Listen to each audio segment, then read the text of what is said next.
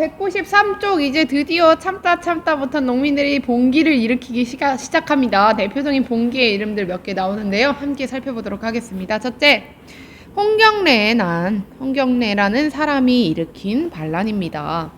교과서에 나오는 지도부터 확인하고 갈게요. 요렇게 19세기의 농민봉기 지도라고 등장하는데 얘들아, 여기에 보면 중요한 농민봉기들이 여러 개 나옵니다. 그 중에 여러분이 기억해야 될 것은 왼쪽 위에 있는 홍경래의 난, 평안도 지방에서 일어났던 반란입니다. 조그만하게 확대해 놓은 지도가 있는데 이 지도 중요합니다. 이 지도를 보는 순간 아하, 홍경래의 반란이구나 라고 기억해 주시면 되겠습니다. 자, 그럼 홍경래의 반란이 무엇인지 다시 한번 살펴보도록 하겠습니다. 소극적으로 정부의 불만을 나타내던 농민들은 점차 농민 봉기라는 적극적인 방법, 봉기는 적극적인 방법이구나, 방법으로 지배층의 수탈과 지배질서에 맞서기 시작합니다. 특히 평안도 지역의 몰락한 양반인 홍경래, 우리 배웠지 얘들아. 신문제가 동요하면서 일부 양반들은 몰락했다, 잔반이 되었다.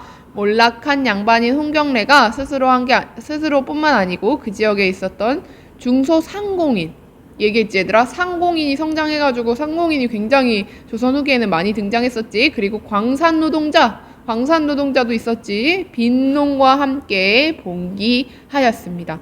1811년에 있었던 홍경래의 난이었다. 홍경래의 특징, 몰락한 양반인 홍경래, 그 다음에 중소상공인, 그리고 광산노동자, 그 다음에 빈농까지 해서 다양한 계층의 백성들, 다양한 계층의 평안도 사람들이 함께 지배층의 수탈과 지배질서에 맞서기 시작했습니다. 특히 새로이 성장하던 상공업 세력이 세도 정권의 수탈에 맞서 봉기를 주도하였습니다. 이 상공업 세력이 무역과 상업을 통해서 열심히 성장했는데 조선 정부가 이 상공업 세력들에게 너무나 많은, 특히 이 평안도 상공업 세력들에게 너무나 많은 그 수탈을 강요하게 됩니다. 그러자 이들이 홍경래와 함께 맞서서 봉기를 주도하게 되는 것이죠. 초기에 홍경래가 이끄는 반군, 국가에 반대하는 군대는 청천강 이북 지역을 수복하였으나 이 지도가 바로 이 청천강 이북 지역입니다. 그러나 아직 역부족이었죠. 광군의 무차별 진압으로 정주성 싸움, 여기 보면 정주성 나옵니다. 지도에 보면은 정주성 나옵니다. 광군에게 패배한 곳이라고 등장하죠. 정주성 싸움에서 패배하면서 봉기는 실패로 끝났다. 하지만 홍경래의 반란이 농민봉기가 실패로 끝이 났지만 이 농민봉기가 굉장히 의미가 있었다. 왜냐하면 19세기 각지에서 일어났던 이후의 농민봉기의 기폭제가 되었기 때문입니다. 그 말은 즉슨 홍경래의 난을 시작으로 해서 전국에서 다양한 농민봉기가 일어났다는 이야기겠죠. 자, 그러면 또 전국에서 일어났던 농민봉기들이 어떤 것들이 있는지 그 아랫문단 읽겠습니다. 임술 농민봉기라고 하는데요. 여기서 말하는 임술은 얘들아, 사람 이름이나 혹은 지역 이름이 아니라 연도의 이름이야. 몇 년도냐면 1862년, 그 아래 바로 나오는 가로 안에 나오는 그 연을 임술년이라고 해. 1862년에 어떤 지역을 특정 지을 수 없을 만큼 전국에서, 특히 남쪽에 곡식 많은 그런 쪽에서 봉기가 다 같이 일어납니다. 그래서 우리는 그 1862년에 일어났던 모든 봉기를 합쳐서 임술년에 일어난 농민 봉기들이다 라고 해서 임술 농민 봉기라고 이야기합니다. 구체적으로 그 중에서도 특히 환곡의 폐단이 심하게 나타났던 환곡의 폐단 기억나지? 환곡.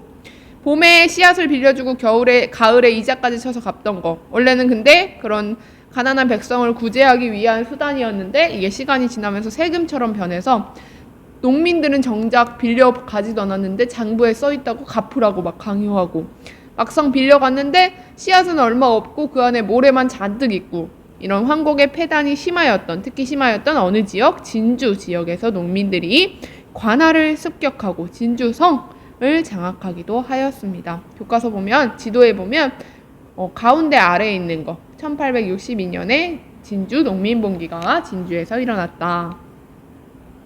이러한 봉기는 삼정의 문란과 전정, 군정, 환정의 문란과 탐관오리의 횡포, 탐관오리가 수탈을 함부로 했지, 이런 거에 항거하여 사회를 바꾸려는 농민 저항 운동이었다. 농민들이 이렇게 살다 못 살겠다라고 하면서 봉기를 일으켰어, 얘들아. 그러면 정부는 어떻게 해야 돼? 아, 지금 상황이 큰일 났구나. 우리 백성들이 살기 너무 힘들구나. 우리가 정신 차리고 백성들에게 보다 나은 사회를 만들어주기 위해서 정치도 올바르게 해야겠다.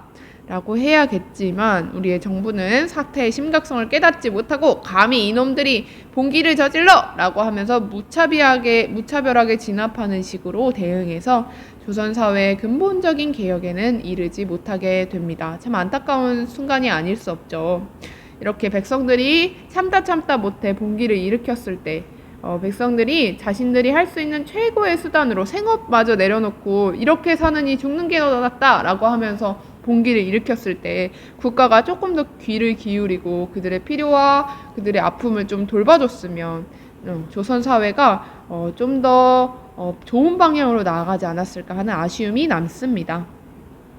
자, 교과서 193쪽 이야기 같이 살펴봤었고요. 아래는 평안도를 휩쓴 봉기의 지도자 홍경래의 인터뷰가 나옵니다. 인터뷰 잠깐 읽어볼게요. 평안도 백성들, 평안도 나오면 무조건 홍경래야. 평안도에서 반란하면은 무조건 홍경래야. 자, 평안도 백성들 우리를 얕봤다, 우리를 업신여겼다. 일단 평안도 지역은 얘들아 약간 차별받는 지역의 사람들이기도 했어. 그리고 또 큰 흉년이 들기도 했대. 그래서 정주성에서 봉기군은 주로 어떤 사람들이었냐? 빈농, 영세 상인, 특히 광산의 광부도 많았다. 그래서 앞으로 어떻게 할 거냐? 저 조선의 세도가들, 세조 정치식이지. 거리낌 없이 못된 짓을 하고 있다. 한양으로 쳐들어가서 새로운 세상을 만들어 보고 싶다. 라고 했던 호부 있었던 홍경래의 반란 인터뷰였습니다. 교과서 193쪽의 내용은 구체적인 농민 반란의 내용을 두 가지 살펴봤죠. 농민봉기의 기폭제가 되었던 홍경래의 난이 있었고요. 1862년에 경상도 지역에서 시작되었던 임술 농민봉기가 있었습니다. 이러한 농민봉기들이 일어났던 시대적 배경, 사회적 배경은 뭐야, 얘들아? 그치, 지금 조선의 정치는 세도 정치.